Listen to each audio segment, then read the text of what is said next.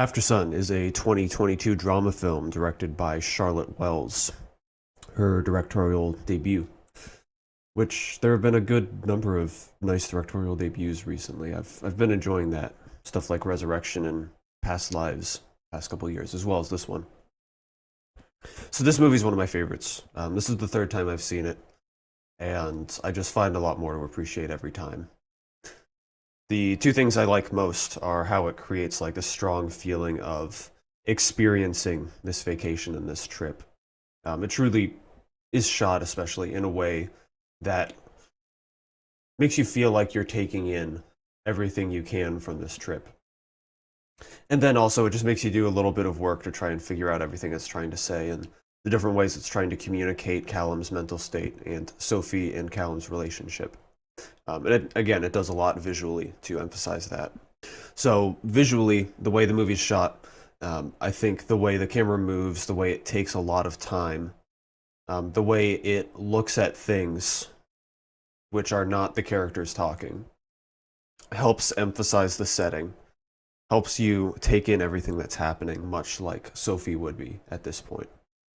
So there are things like taking so much time to look at mountains, to look at the ocean, to look at the sky, taking in the environment, taking in everything the resort has to offer. It just feels like memories you absorb when you're on vacation, just random things that stick with you, even if they're nothing specific.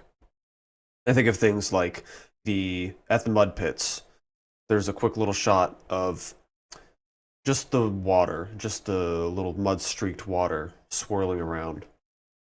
To me, that just feels very much like something random your brain picks up. Just a quick little image of the water on vacation. The two people by the pier, the one guy doing push ups and the one woman kind of sunbathing. Again, it's just two people minding their own business, but it's just a little thing you pick up and you store away in your brain. I just think it does such a good job capturing the setting, making you feel like you were on Sophie's vacation, letting you kind of have that same feeling of nostalgia that she probably feels looking back. But then we don't just have the shooting style for capturing the vacation feel, we've also got the shooting style emphasizing the depiction of Sophie and Callum's relationship. So what I would say is the main idea of the movie is this inability for a kid to truly understand their parents. Because we get, in a few ways, Sophie's kind of ignorance of what her dad's going through. You know, for her, this is just a vacation with her dad, and it's great. She has a lot of fun. Her dad does some weird things. Sometimes he's not so nice, sometimes he's not so good at interacting with her, but he clearly tries, he clearly loves her. They clearly have a good time, you know, this is capped up by the dance scene. They're clearly enjoying their time together, as they are in a lot of other places, even if there are some rocky moments. But her ignorance of what he's truly dealing with comes up a few times. My favorite shot in the movie probably is the moment where they're talking and they're kind of divided by the bathroom wall. Sophie's got her own section of the room that's more warmly lit, more comforting.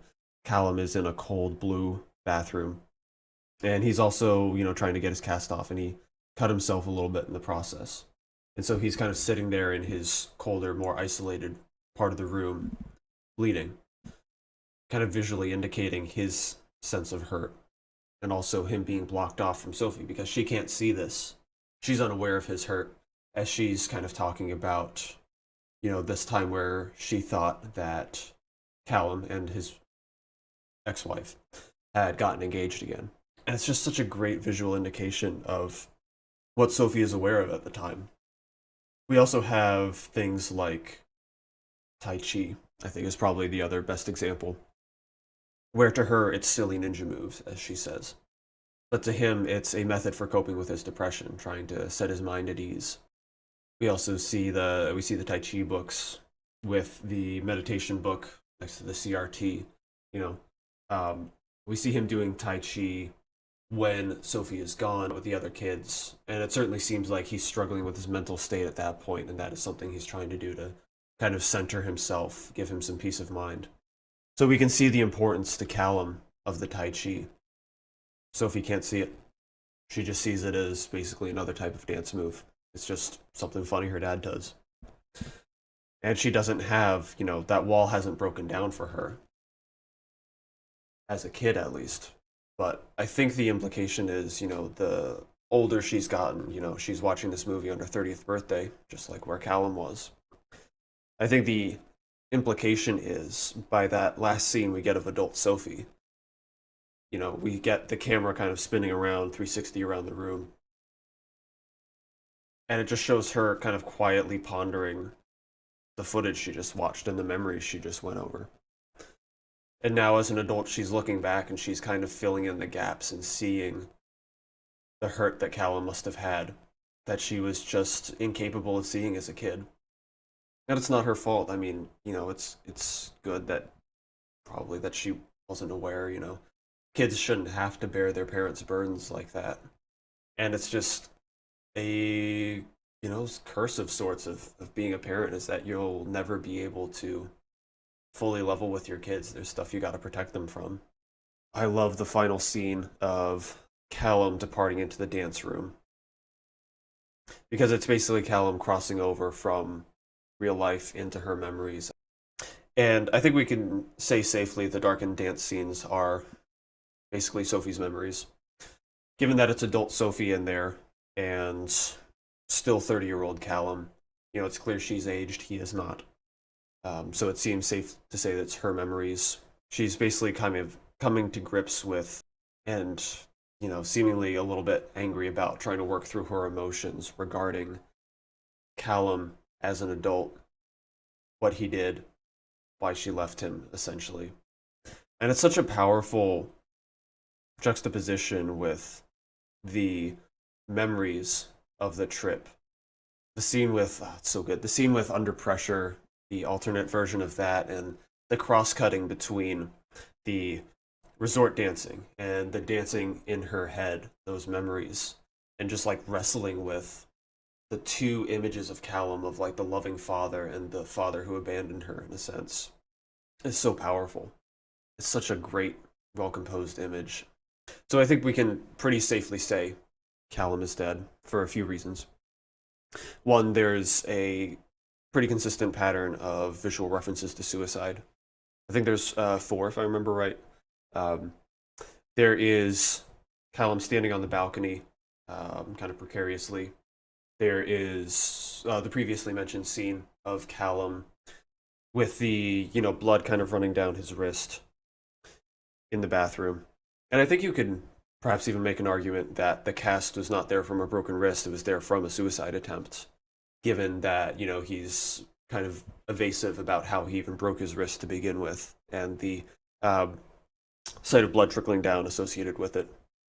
We also have the scene of him spitting on the mirror, which is kind of an abrupt scene, and it doesn't really make any sense for him to be spitting on the mirror just for fun, but I would argue it mimics kind of a gunshot splatter on the mirror.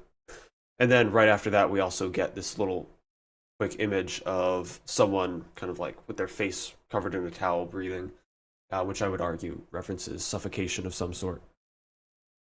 So we have that pattern. We also have the postcard of him saying, what was it? I always love you.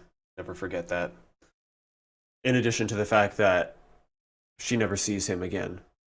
I think putting all those things together, plus the meaning of the title Aftersun, I watched it with some friends last night, and one of them said, perhaps Aftersun, it's dark.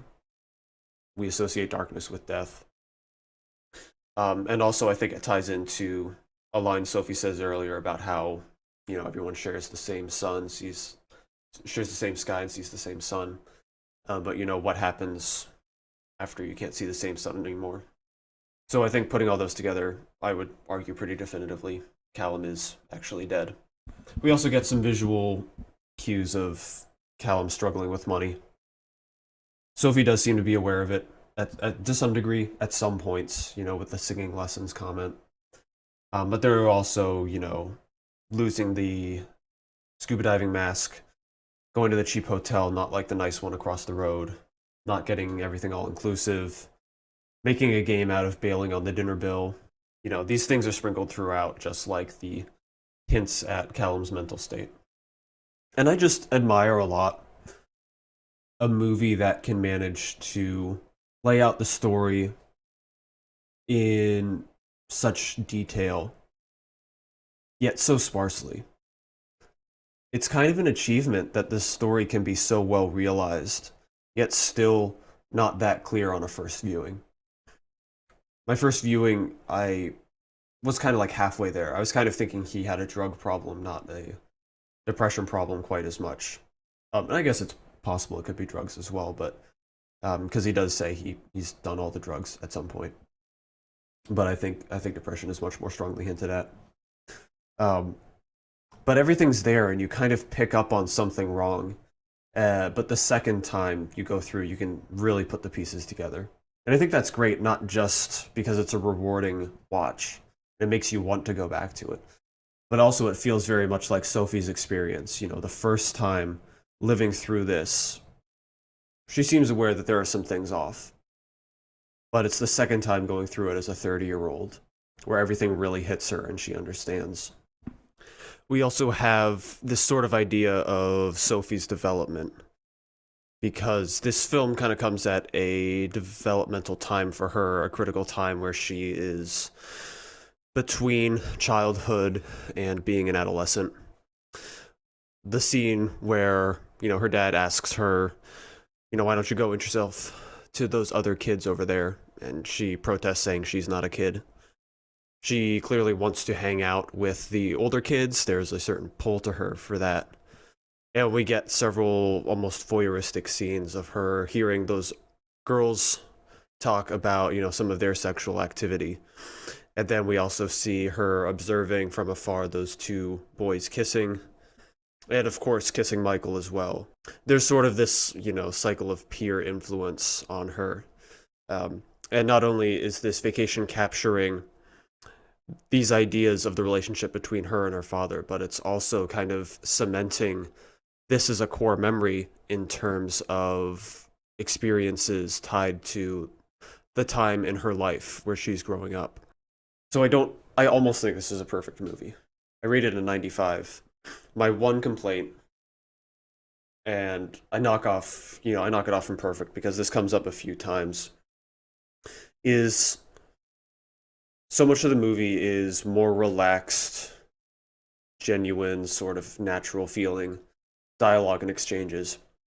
But to me, the stuff specifically between Sophie and Michael comes across too kind of snappy and wooden compared to all the other interactions. Like their interactions happen too fast, I think. Perhaps you could chalk it up to them being kids and just talking different, but I think I think there's too much of a contrast between their performances together specifically. Like Sophie is obviously awesome throughout the movie. Great child performance. But specifically them together, I don't think they work that well. And in all their scenes, I think it stands out a little bit too much. But besides that, absolutely love this movie. Love the score. It's so effective. Not just the actual songs, but also the atmospheric sort of synthy stuff. Paul Mescal, really good as well. Pretty dynamic performance. He sells his emotional swings very nicely. There's just so much good to say about this movie. One of my absolute favorites. And, despite the fact that it's so sad, I just love the construction. I love being able to experience a strong emotion like that. And, I'm certainly going to watch this again at some point in the future. We'll have to check out her commentary as well. I know the Blu-ray has that, so I will at least watch it again for that. But that's about it. Check it out. I absolutely love it and highly recommend it.